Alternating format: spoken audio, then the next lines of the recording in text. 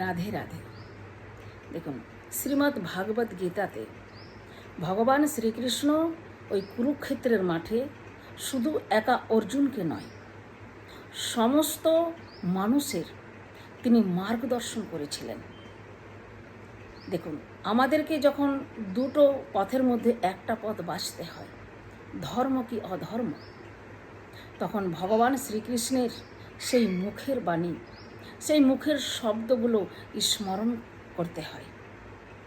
তাহলে দেখবেন ধর্মের পথে চললে পথটা খুব একা মনে হলো, তিনি সঠিক পথে দাঁড়িয়ে থাকেন।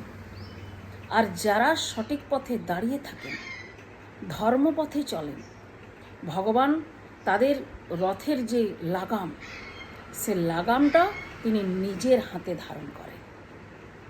সেজন্য বিশ্বাস রাখুন, ধর্মপথে চলুন, দেখবেন অটোমেটিক আপনি আপনার লক্ষ্যে পৌঁছে গেছেন।